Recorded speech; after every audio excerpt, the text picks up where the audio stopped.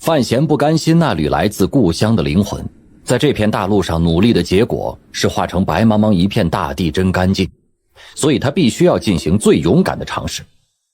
我总要试一次。范闲的眼睛微微眯了起来。虽然败了，但至少没有什么遗憾。将来死的时候总可以告诉自己，我这一生总算勇敢过一回。暖炉上的汤药在微微作响，一缕药香笼罩着车厢。海棠怔怔地看着范闲，轻声问道：那你接下来怎么办？如今的局势，范闲奋起雷霆一击，却依然功败垂成。庆帝重伤卧于宫中，但终究是没有死亡，而庆国强大的国力犹存，谁也无法正面抵抗这头雄狮。对于范闲来说，他如果要让皇帝老子保持住履行承诺的诚意，就不能做出任何激怒庆国朝廷的事情。眼下摆在范闲面前的道路，似乎只有隐于小山村，就此度过余生一条道路。我要去神庙，不知道你们有没有兴趣啊？范闲很诚恳地发出了邀请。王十三郎的眼睛亮了起来，海棠朵朵微微一惊以后笑了笑，说道：王大人这一路大概也辛苦了，我去赶车去。你知道路？范闲笑了起来，忍不住又咳了两声。海棠头也未回，笑着应道：当年在江南你提过一些，应该是在北边。由雾渡河处上了官道，道旁的阔叶林渐渐变成了细针一般的存在。在道旁树上美丽冰凌的陪伴下，覆着残雪的道路一直可以通行到北齐朝廷的都城上京。上京城那座破旧而颇具沧桑意味的城墙，亦是被一片雪覆盖着。虽然如今的南庆江南一带想必已是春芽竞发、草将长、虫将鸣的暖和日子，可是今天北齐境内小雪连降，气温一直没有办法升起来，依旧是以白色为主调。明黄的玉伞就像是一朵雪上的奇花般，开放在上京城古旧城头之上。漫天小雪飘洒在伞顶，没有发出一丝声音。北齐皇帝陛下和他最宠爱的李贵妃二人，穿着极为华贵的毛裘，站立在伞下，站立在北齐朝廷无数太监宫女大臣之前，静静地注视着上京城那条道路。并没有等多久，一辆外表极为寻常的马车从西南方向的路口处缓缓驶了过来。上京城城门大开，行出一列商队模样的队伍前去接应。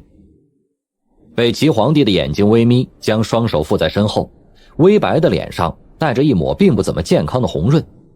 他看着那辆马车，禁不住轻轻叹息了一声。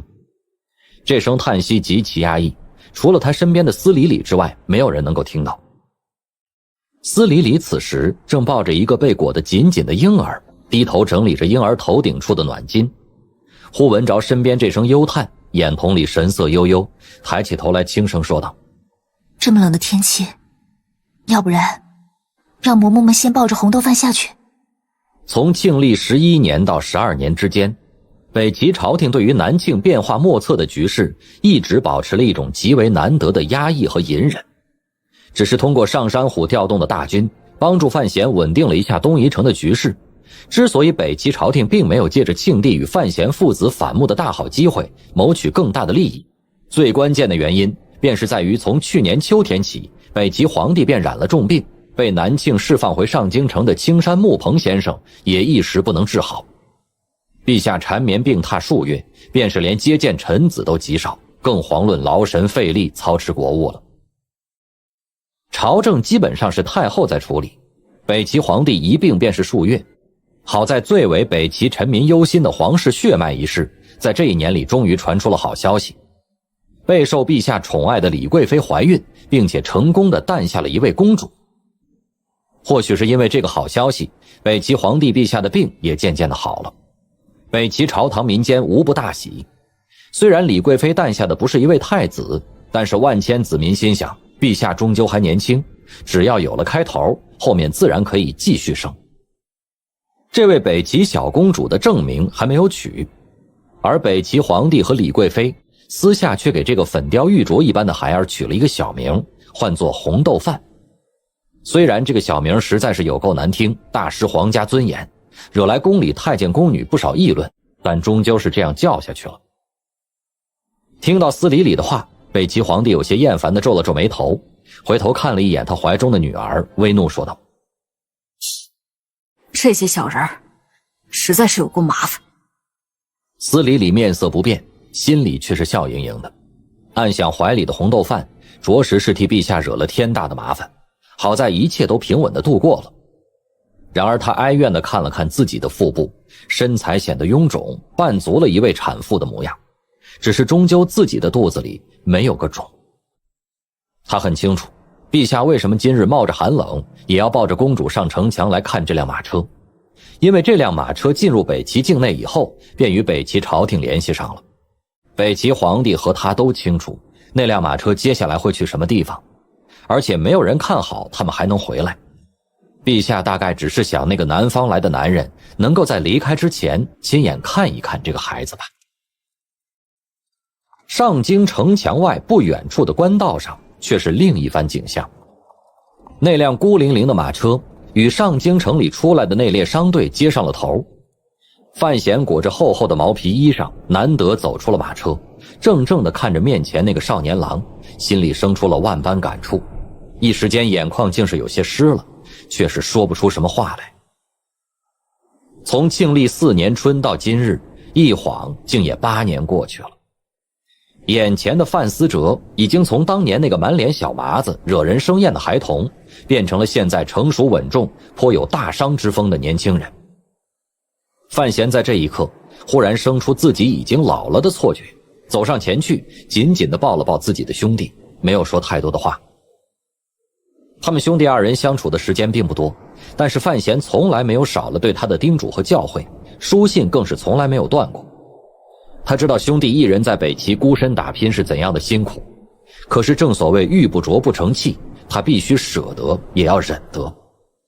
哥哥，思哲看着久未谋面的兄长，又想着南方京都里发生的那些事情，再想到兄长马上要踏上一条世人所以为的不归之路，不由悲从中来，哭出声来，说道：父亲母亲都在儋州，奶奶现如今身体也不好了，你就这么去了，我们怎么办啊？你这死小破孩儿！范闲心头微暖，却是咳嗽着笑骂道：说的好像我是去死一般。儋州那边父亲自然会打理，你如果得空也可以回去看看，带我尽尽孝。说到此节，他叹息了一声，没有再说什么。范思哲其实也清楚，在当下的局势下，兄长再也没有可能回儋州，因为陛下不可能允许他活下来。这些年要你准备的东西准备好没有？范闲不愿意兄弟见面便陷入这等悲伤情绪之中，强行转了话题，正色说道：此去艰险，我也不知道会面临什么，让你准备的那些物事可是用来给我保命的，你可不能当奸商啊。